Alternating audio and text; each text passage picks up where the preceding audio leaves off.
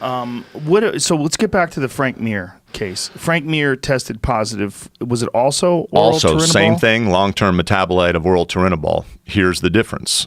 Frank Mir, the same as John Jones, his first time through, was sanctioned. John didn't get off the first time this showed up in his system. He got, he was looking at potential 4 years, went to arbitration, presented evidence, enacted some other clauses in the policy that reduced his sanction. What does that mean? Well, one of them was substantial assistance, where he assisted USADA in some way, shape, or form, and he got a reduction for doing that. Assisted in what way? So I don't know, and this is the exact reason why I do this. So I insulate myself from that interaction between USADA and the athlete. They are the sole adjudicator in this. They do not, get me on the phone and say, hey, we're thinking about going this way. They adjudicate completely in a vacuum. And you're just so people know, your title is safety, health and safety? Athlete Health and Performance, Vice President of Athlete Health and Performance, okay. Yeah. So you no longer work for USADA. I've never worked for USADA.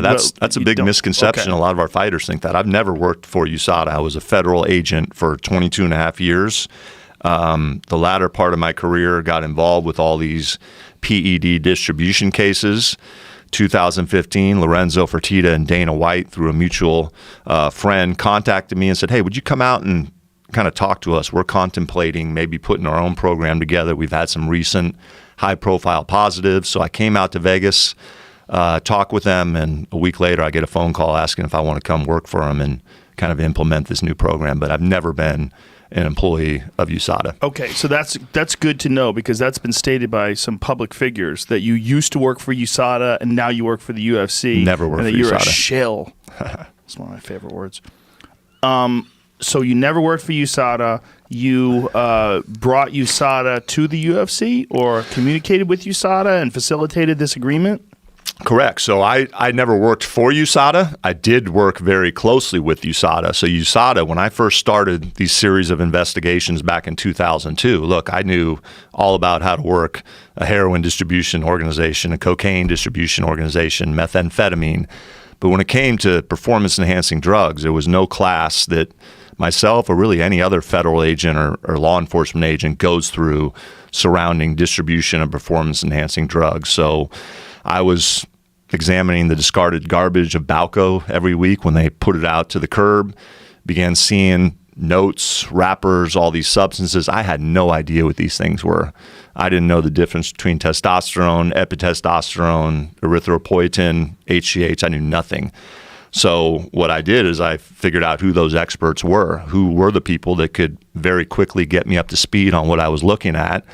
Dr. Catlin, who ran the UCLA Olympic Lab, was one of the first, and he started, kind of walking me through this. He put me in touch with USADA, and, they began educating me as well. So over the course of those investigations, I got a lot from them in terms of educating on these substances. They were bringing some of their cooperating witnesses to me, and then we go off and running on criminal investigations, but never worked for them. So USADA, correct me if I'm wrong, but the way they would work would be very compartmentalized. Like they would not specifically communicate with you on all of the details of this? Correct, and they don't now. They don't now. That's so you the don't independence aspect. I don't, as these deliberations are going on, what they're looking at, I don't know.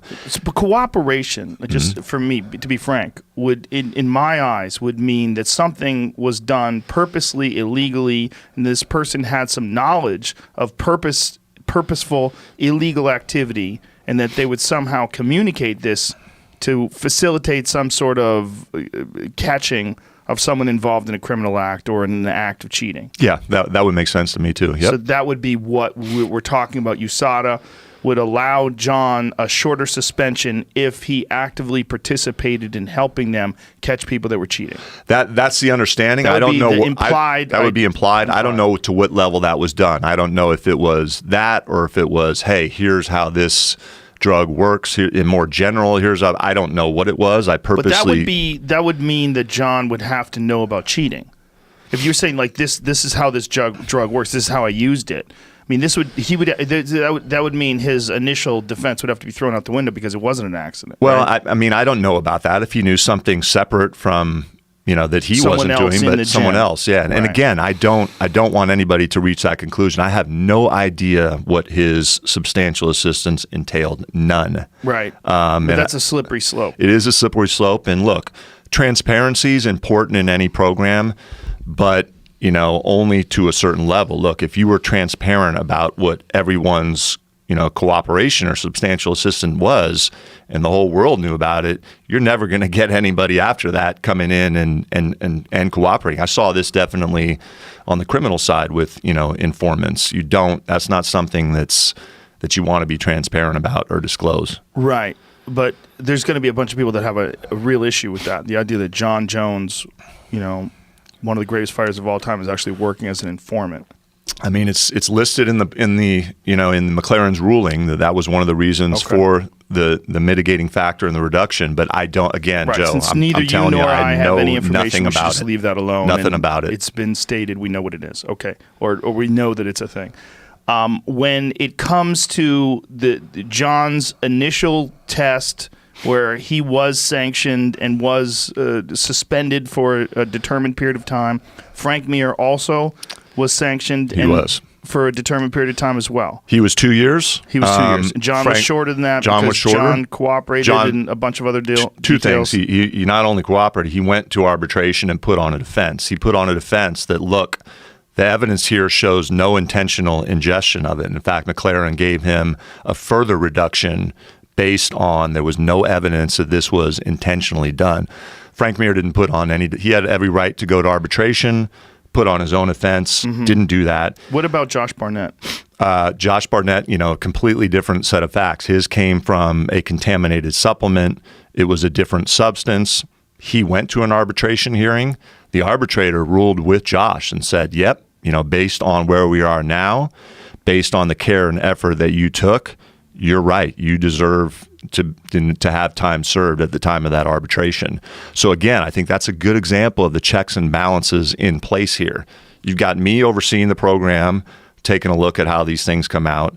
You've got the ability from the athlete to go to McLaren's group and judge, the set of facts. And in that case, McLaren's group said, USADA, I think maybe you overreached a little bit here. And I believe Josh, and Josh is, basically time served. So, you want to see them get it perfect right every time, but and the reality in the real world is that doesn't necessarily happen, and that's why you have these checks and balances available.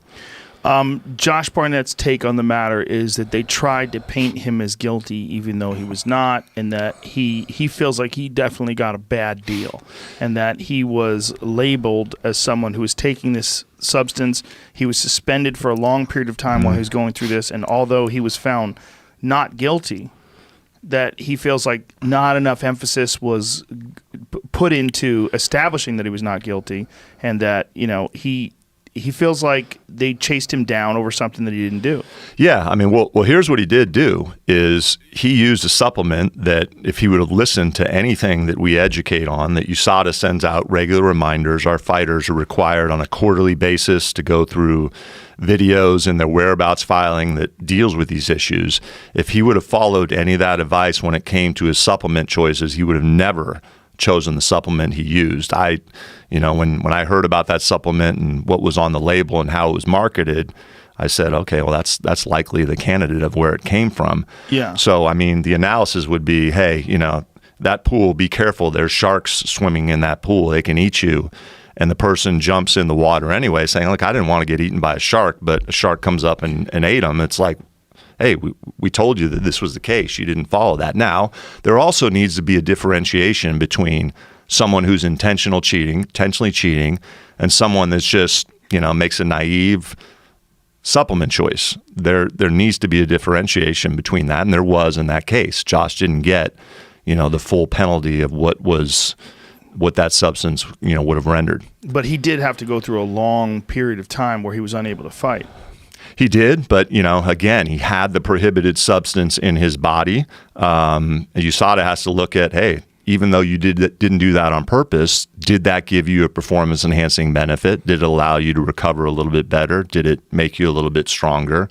And, that's why those strict liability provisions are in there. Otherwise, people would just take these prohibited supplements and say, oh, I didn't know. Exactly. It was an accident. Exactly. And meanwhile, they're getting a benefit from Exactly. it. So they have to have some sort of penalty in place. I think so. Yeah. Now, I also think, again, there needs to be a differentiation between the intentional and non-intentional, and we do have that in our policy. There are definitely mitigating factors available in our policy that if you didn't do thing on purpose, you're not sanctioned as high. Tim Means is a great example there. So Tim Means used a relatively benign supplement. It was a creatine. Creatine, generally doesn't have an issue as opposed to like testosterone booster supplements. We tell our athletes, stay away from anything marketing as a testosterone booster. It's one of the most common with contaminants or purposeful spikings. Tim Means uses a creatine. It had ostarine in it, a very small amount. We found it in there. Ostarine is a 2-year sanction. He got 6 months. So back relatively quickly. So I think that's the same thing with Yoel Romero. So correct. Yoel Romero used a natural diuretic product that had a SARM in it. In all these cases, not only does the prohibited substance need to show up in what the athlete has says they've used already, but to protect against making sure the athlete isn't purposely spiking it, USADA will go out on their own, on the market, independently procure hopefully the same lot of product.